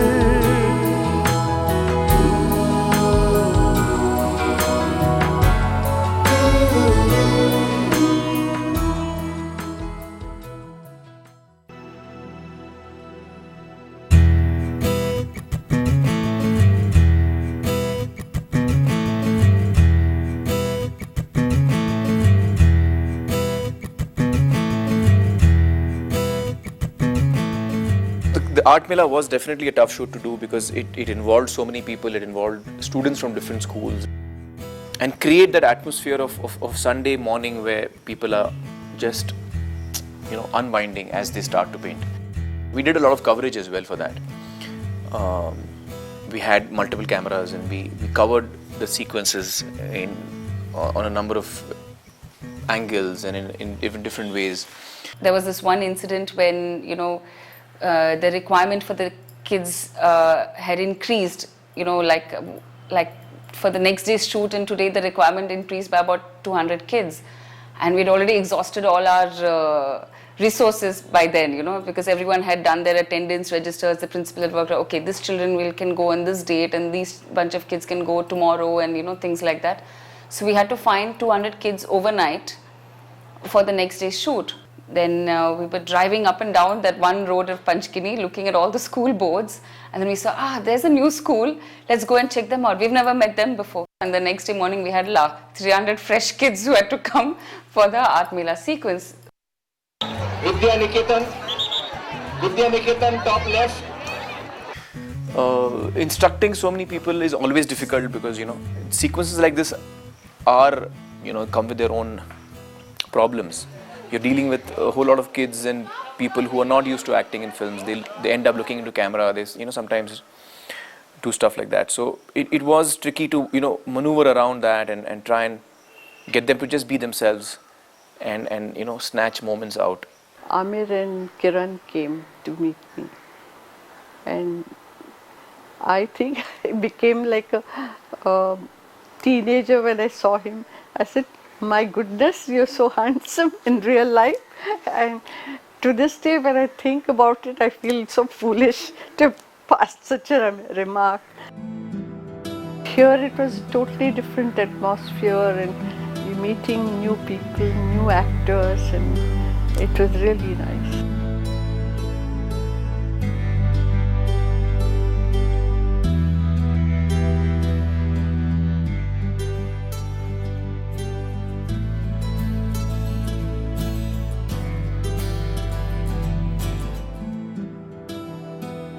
इस फिल्म में ये बहुत ही अहम हिस्सा है पेंटिंग का. तो हमें ईशान और निकुब की पेंटिंग्स के लिए एक ऐसा आर्टिस्ट चाहिए था जो ये चीज़ें जो हम अल्फाजों में कहते हैं वो पेपर पर आए पेंटिंग के through. And of course we were dealing in the medium of water colours, and समीरदा is like a magician in that. In Indian film, whenever I saw from my childhood to this time, whenever I saw any person is acting as an artist or a painter in the film, always there will be a long standing wooden easel and a blank or half done or a full this thing, and the painter very idiotic in idiotic manner they will take a dry brush and just rub on the surface of the canvas. Samirda's approach was really refreshing because he not just did he get really excited by the project, he felt that, you know, if we're going to do this, we should do it right, and he came to Panchgani and actually held a workshop with the children there, and we sat on it together, and then Sameerda and Aamir decided that what Sameerda would do would be that he would take elements from the children's work and put it together. He used various elements like the flowers and the birds and certain people's trees. So that kind of thing that children had done, he literally picked up and, you know, put them straight into his work. And then he actually executed the work of Ishan. You know, the brightness of the colors, and also I love the perspective and the whole play of the mountains being reversed here. I like this creature. That's a lobster. It's a very unconventional, जो हम लोग normally सोचते हैं painter काम कर रहा है, वो बड़ा gently कुछ पेंट कर रहा होगा और धीरे धीरे कलर्स लेता होगा. Sameerda is like a, you know, he's like a tiger. Canvas के सामने तो पेपर के सामने ही becomes like a tiger. मतलब इतना फास्ट मूवमेंट होता है उनका. You know, he showed me how to hold the brush. How the first time जब मैंने, you know, ब्रश लिया तो मैंने एक तो मैंने गलत ब्रश चुना. तो he was like नहीं ये नहीं, वो मोटा वाला उठाओ. तो मैंने बोला ये तो लगता है कि मतलब कुछ दीवार की पेंटिंग का ब्रश लगता है इतना मोटा. तो ही से नहीं ट्रस्ट मी, ये मोटा वाला ब्रश लो और पेंट लो. और you know I was being very gentle. वो ट्यूब में से मैं पेंट बड़े प्यार से निकाला था. नहीं मतलब be rough with it. You know ये colours you work with these colours, they are close to you. मतलब तकल्लुफ नहीं होना चाहिए कलर्स के साथ, बेधड़क होना चाहिए. तो कलर्स लेके किस तरह उसको, मतलब right from how to press the tube out to how to mix the colors. He said, you're being very gentle, be rough, you know. So I observed the way his body used to move and how his stance of sitting was. He was very, you know, agile, like a ballet dancer, you know, while he was painting. Take the third stroke. Good. The black, quickly. And stand. Stand, come on.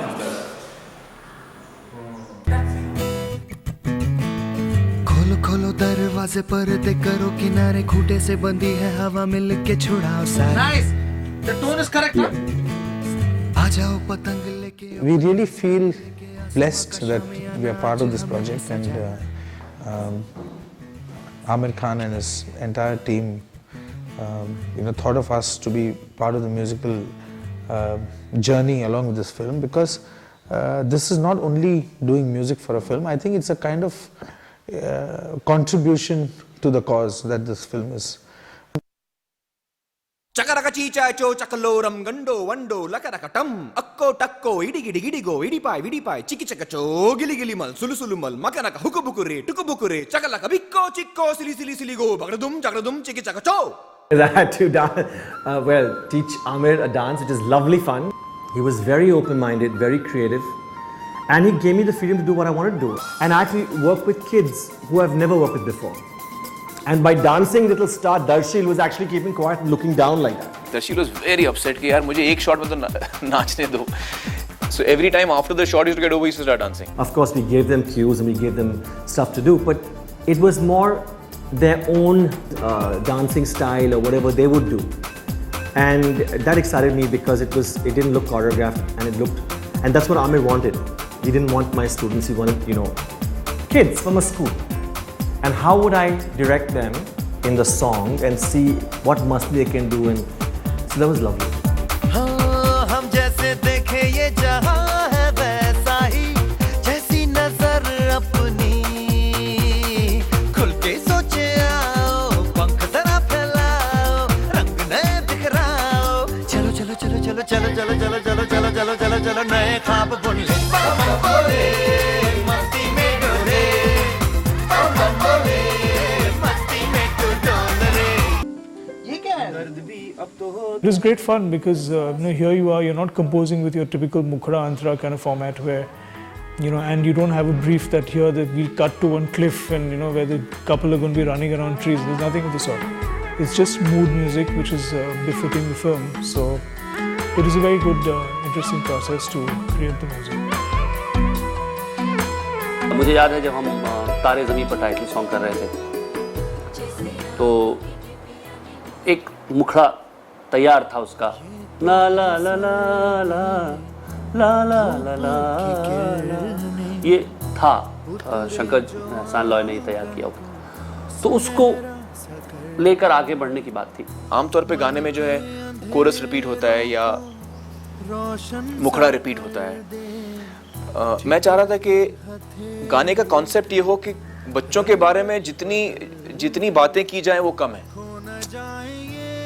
तो गाने में हर line बच्चों को describe करती है, वो हर दफा नई लाइन आती है और वो रिपीट, सिर्फ एक लाइन रिपीट होती है, खो न जाएं ये तारे ज़मीन पर। It was tough for Prasun because he had to think of so many lines. तारे ज़मीन पर कई तरह से लिखा जा सकता था, लेकिन हम लोगों ने डिसाइड किया कि इसको हम सिमली के तरह से देखेंगे। और अगर उस गाने को सुने तो कोशिश ये की है कि सारे एक्सप्रेशंस नए हों, आपने सुने ना हो और आपको लगे अरे हाँ बच्चे ऐसे ही होते हैं, हाँ ऐसे भी होते हैं, हाँ ऐसे भी होते हैं। जैसे आँखों की डिबिया में निंदिया और निंदिया में मीठा सा सपना और सपने में मिल जाए फरिश्ता सा कोई, जैसे रंगों भरी पिचकारी, जैसे तितलियां फूलों की क्यारी, जैसे बिना मतलब का प्यारा रिश्ता हो कोई। ये तो आशा की लहर है, ये तो उम्मीद की सहर है, खुशियों की लहर है, खो न जाए ये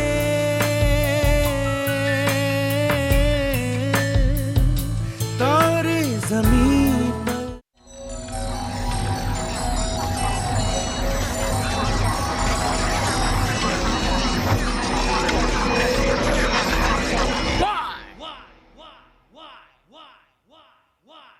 Why can't you? On the information level, it was meant to be a song that told you what was going on in this kid's head and how he was seeing the world, and especially the world of language and of alphabets and of words and of numbers.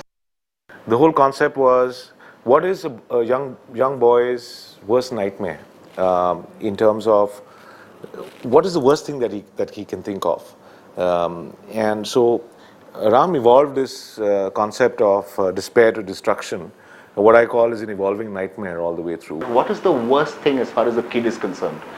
The worst thing is, like, and I know it because of my son, creepy crawlies, cockroaches, moths, dragonflies, are all things, lizards, are all things which they look at and they run out of the room.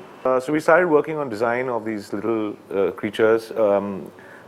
And we first said we will do all the alphabets and we will do all the English alphabets. Then Amir input and said, look, we should do Hindi alphabets also, because we should not assume that everybody can understand English alphabets, which was a point, valid point. So we said we'll do all the Hindi alphabets, we'll do numbers and so on. We then isolated in the drawing stage itself, at the design stage itself, we began to isolate what numbers, alphabets we believed would work and what would not, sifted them out. That brought our entire scope further down. From a kid who wants to fight but can't, because no matter what he does, these words get reborn.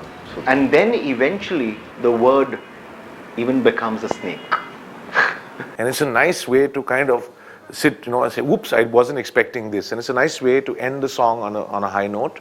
Technically, we had to create a cobra in 3D as a model. And we just had to make it look more and more vicious, the expression and the way it looked. And then we were sort of in place, and I think the whole song sort of worked very well because of all this. Actually, I have to be very honest, the two areas that I felt most diffident and most unsure of myself was, one was the special effects and CGI work or animation work. It's an area that I'm not familiar with at all, and I actually took a while to understand it, because I first went, for example, the Ishan imagination, 3 into 9 is equal to 3, that sequence, we first did in 3D animation.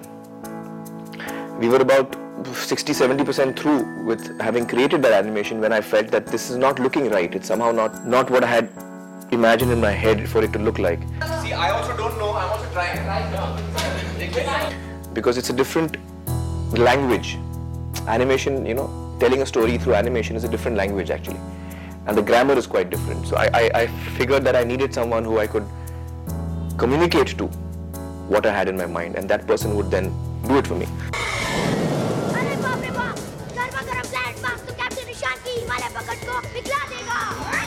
All the basic actions are first hand drawn. The action is like hand drawn, then it's scanned in and colored on the computer. Composited, all the layers are put together, like the eyes, the lips, at a certain speed. Like when we have the audio track, we break up the audio track to know exactly what sound is coming on which frame, and accordingly we draw the lips. So if you say "Arey baap re," then "baap re," like his lips have to close and then open again. So we know that okay, on frame number 7 is "b," and then by 8, 9, "ah," and then again "p." His body language, his lip sync, everything has to match. So that's the basic process. Everything is like pre-planned, broken down, and then hand-drawn.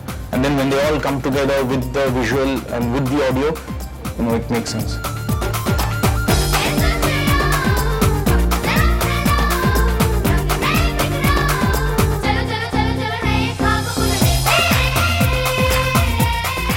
Vaibhav came in and really understood what I wanted and brought in a little, that madness and like octopuses in space, and he could do all of that.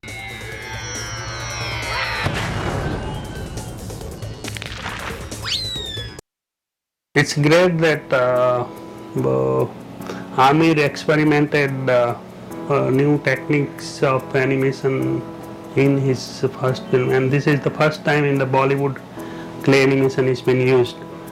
Instead of making lot of drawings, we make models and animate under the camera. So we have a camera which is capturing frame by frame, and then we move each time character and shoot it. So it's like multiple capture, and you grab lots of frame, and then when you play it together, it gives illusion of movement. I essentially in the title sequence gave Dhimant a lot of freedom to do what he wanted. I wanted him to go, to just let loose his imagination and imagine the wildest things that he could. So you have the most amazing things happening. Each time I see the title sequence, I notice something new, which I haven't noticed earlier, which he's done. Some little detail he's done somewhere, which is really neat. And I think the kind of painstaking effort that both Dhimant and Vaibhav took in their individual pieces of animation was really heartening to see, and they worked with a lot of commitment to this project that they had taken on.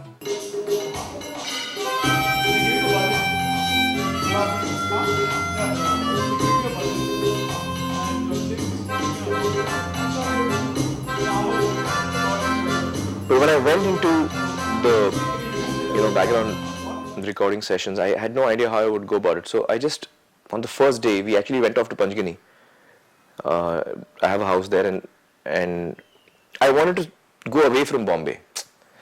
I felt that I needed to be in a space which is not like how our city is, and be able to just be with Shankar and Ehsaan and Roy. And I wanted them also to come out of the headspace of recording studios and phone calls and dates. I wanted all of us to just move out and breathe fresh air and open our minds and then be able to look at the film and decide what to do with it. And the way it happened was quite interesting, because that's not how background scores are recorded. The way we recorded the background score for the film is an extremely unusual way of recording background. We didn't time any piece, which means therefore we didn't time it, we didn't prepare a grid, we didn't have a tempo, we didn't have how many bars this is going to be, none of that.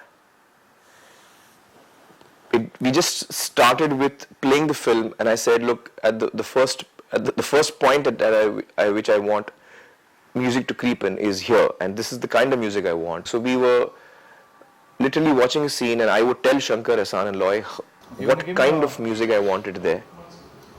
where I wanted to start and where I wanted certain emphasis on certain things. The thing is, normally what we do for background is we sit and, you'll sit and program everything and then put it down and then present it. But here it's been live. I mean, we've been just playing straight onto a computer and creating the music that way. So the background score this time also has a spontaneity to it, which is not normally there. We are here in this wonderful mansion doing the background score of this film, where I think we've never worked like this before. Enjoying ourselves, getting into the work, taking a break.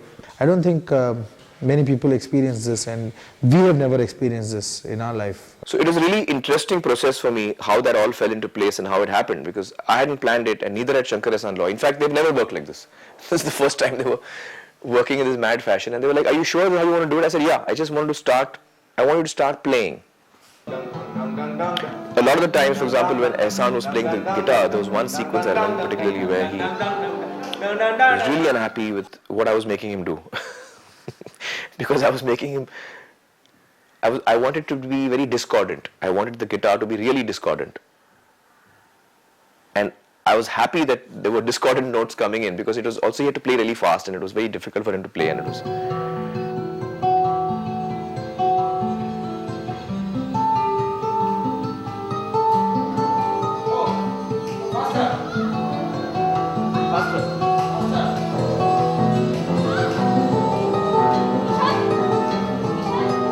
I suppose when you're not sure of something, you should just dive into it.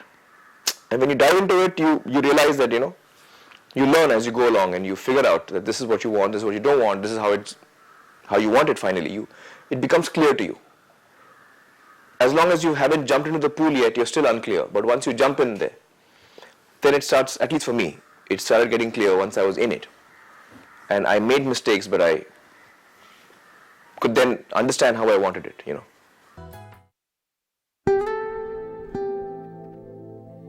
जब भी मैंने सोचा था कि मैं अपनी film direct करूंगा, अपनी पहली फिल्म डायरेक्ट करूंगा या फिल्में डायरेक्ट करना शुरू करूंगा, तो मैंने सोचा था कि एक चीज़ तय है कि मैं उस फिल्म में एक्ट नहीं करूंगा. मैंने ये डिसाइड किया, जब भी मैं अपनी फिल्म डायरेक्ट करूंगा उसमें मैं खुद एक्ट नहीं करूंगा. Very good, one more. So yeah, directing and acting was difficult. Also it was difficult because in terms of preparation, जब आप सेट पे आते हैं, तो अगर आप सिर्फ एक्टर हैं तो आप मेकअप रूम में जाते हैं, आप तैयार होते हैं, मेंटली आप प्रिपेयर होते हैं एज एन एक्टर, आपको उस दिन क्या काम करना है. एज ए डायरेक्टर आपको सेट पे पहले जाना होता है, आप मेकअप रूम में नहीं जाते, आपको सेट पे जाना है और आपको वहाँ सेट पे शॉट लगाना है, किस तरह ये सीन प्ले आउट होगा. तो ये जगल करना मेरे लिए जाहिर है मुश्किल था. तो it was important for me that I used to sense and feel, whether instinctively whether we've got the moment.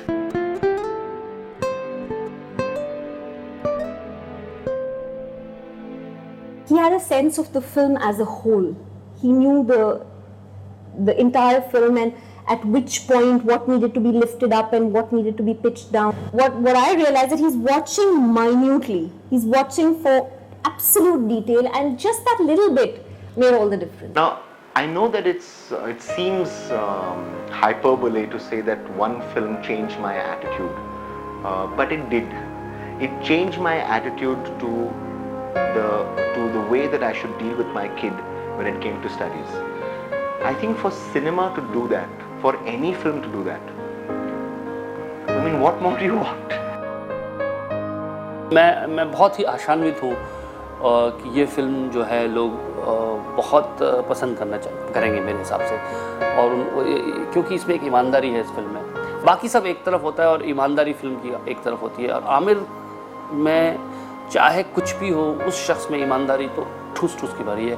वो जो भी करते हैं वो ईमानदारी से करते हैं, और इस फिल्म में आपको दिखाई देगा.